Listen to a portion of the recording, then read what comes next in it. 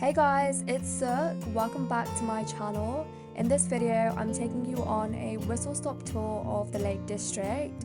I had the best 3 days there, and the Lake District is such a beautiful part of England. So if you want to know what I got up to, then keep on watching. Let's kick off with accommodation. So I stayed at the Beach Hotel and Spa, which had this beautiful lobby and outdoor seating space. There was also a spa that you could access for £10 per person for the day, and the hotel itself overlooked Lake Windermere, which was so beautiful whether it was the morning or during sunset hours. It did cost around £300 per person for 4 nights, which I think it is quite pricey, but I did end up booking quite last minute. However, I do recommend this hotel as it was kind of far removed and in a really lovely location. Next on the tour is the town of Kendal. It has this beautiful river that runs through the town, and it's well known for the Kendal Castle. I think you can spend a couple of hours in this town and visit the castle, as it's a very nice open green space, and I think if the weather was on our side, this would have been a lot better. Despite the weather, I did have a really good time just exploring the ruins and also just getting a really beautiful view of the town and the city. Now, I've not included a footage, but the town itself and like the high street is a very classic kind of UK high street, and we visited a couple of shops and went to this Thai restaurant. I actually didn't enjoy the restaurant, so I've not even included it as part of this vlog, but I did end up spending a lot of time actually checking out Pokemon cards in a shop near there. So if you're interested in things like that, you might find a hidden gem, but this was something that we did on the way back to London, so only spent a couple of hours here. Hey guys, I'm currently in Lake Windermere driving a self-hire boat. This is such a fun activity to do if you go up to the Lake District. We are staying near Bonus Beach boat hire, and that's where we've gotten this boat from. We've gotten it for 1 hour and it cost us only £44. This is such a fun activity to do as a couple or as a family, and you get some breathtaking views of Lake Windermere. We're currently just parked in neutral, just enjoying the view, and yeah, definitely one to check out.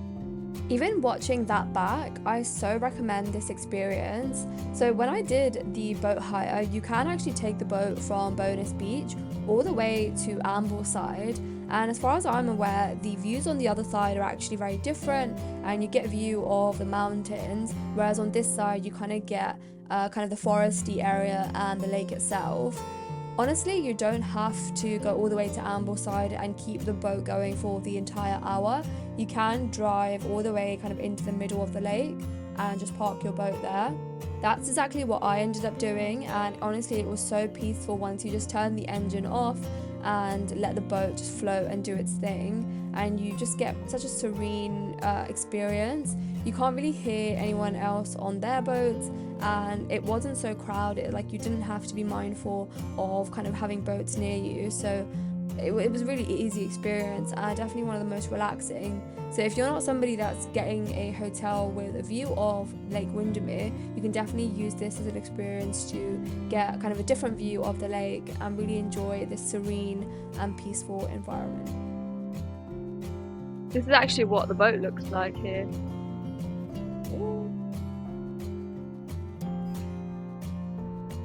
This boat isn't very far, so you don't have to worry about going, hitting anybody else or anything like that. You just have to avoid other boats, so there's one there, I'm just going to avoid that. Now let's move on to the town of Grasmere.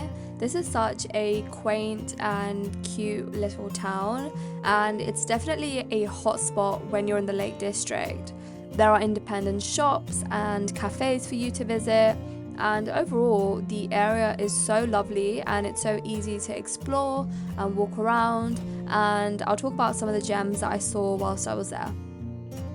So to begin, there is the Grasmere Gather. This is like something that you can definitely go and see, but it's definitely one of those touristy hotspots that are kind of expecting you to buy something. I think it does end up going to a charity, but you know, it's not a must on your to-do list. It's great if you're walking by. We also have the Grasmere gingerbread. I didn't end up actually getting anything just because I wasn't too into gingerbread, and I thought I'd get it on the way back and ended up totally forgetting. And there was also a lovely church in the middle of the town that you kind of saw in the clip earlier. So as I said, there are so many places to explore and check out the independent shops. I really like this shop called Call of the Wind, and they had so many puzzles. I've never seen so many puzzles in a shop before. So if puzzles is your hobby, like, this is a must-see shop, and they just has so much variety. They also had like other gifts and toys, so it could definitely be a quick stop on your trip to Grasmere. Grasmere was definitely one of those areas that I ended up spending a lot of time in the Lake District. So we definitely end up taking a couple of hours here just because we walked around loads and went to all of the shops, went to some of the independent cafes just to check them out, and we ended up walking along like the country roads just to check out some of the areas that we were exploring. So you had kind of these open grounds and also part of a lake as well. So for example, there were many country roads like this that you can see in the clip, and we even found this like huge grassy area with lots of cute little sheep, and honestly they were just lovely to see and explore, and they were definitely just grazing away, and I love that one in the corner, it was so cute. We also checked out Fairyland, which is like this open boating cafe. I think the boating experience itself wasn't open, but it was a really lovely cafe, and they had kind of this outdoor seating space. You can see from this clip here how lovely and scenic this cafe was, so I definitely recommend it if you're in the area. I didn't actually end up, having any kind of drinks or food here just because I was just walking through, but I ended up capturing a very, very pretty shots here. And as I mentioned, like, there were so many lovely country roads. We ended up walking kind of around this lake just to explore the grounds, and honestly it was a very relaxing and lovely experience. So a lot of the time in Lake District, I think it's really important to just find an area that you can explore by foot, and you don't have to do all of Lake District by car, and finding gems like this was really fun. From just exploring, we ended up going around this really, really big lake. I actually can't remember which lake it was, but it was so beautiful, and it was just lovely to get these scenic views in and really just enjoy the beauty that Lake District has to offer. Okay, now let's get on to the main event, which was Cat Bells. This was such a fun and slightly physically strenuous challenge.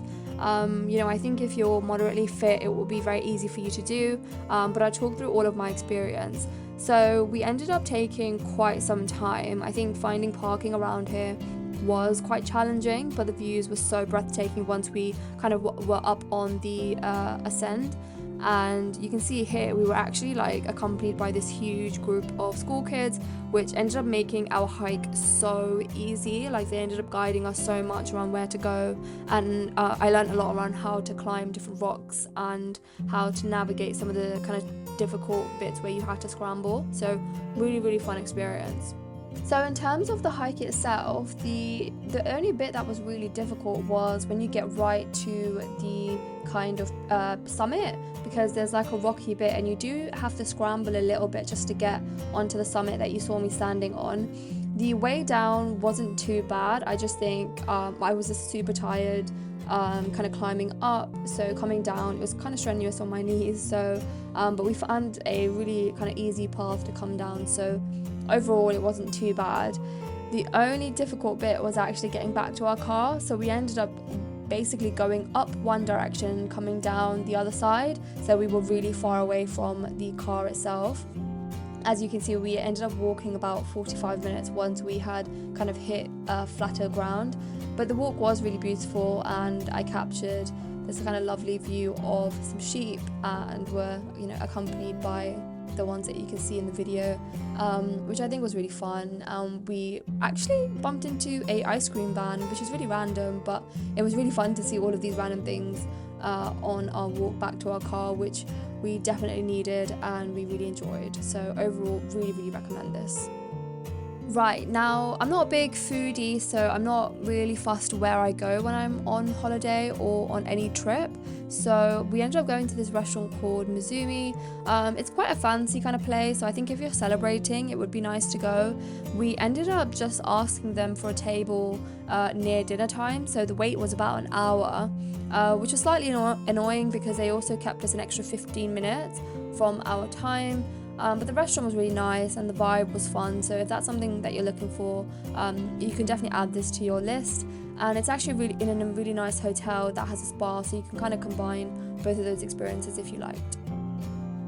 For breakfast on one of the days, we ended up going to the Magic Roundabout. I think this is a really good spot actually, so it was quite easy to get to, and I think it was near Ambleside. And you know, they had some great options and it was fairly buzzing but very quick and easy. We got our food very quickly and it was a very classic kind of English breakfast. I had this like bacon and sausage roll, which was humongous. I ended up only eating half, but yeah, really nice. And then you also get, so if you keep your receipt for the Magic Roundabout, you actually get 10% off at Gintana or the opposite. So I really like this restaurant. The food all tasted so fresh and the service was really good, and those dark spring rolls were excellent. So definitely add this one to your list. So I hope you enjoyed this quick stop in the Lake District. I really recommend it if you are able to go, and I'm going to leave you with this beautiful time lapse of the sunset from my hotel room. Overall, if you have any questions, then leave me a comment below, and of course subscribe to my channel for more content like this. Thank you so much for watching, and let me know how your Lake District trip goes. Thank you.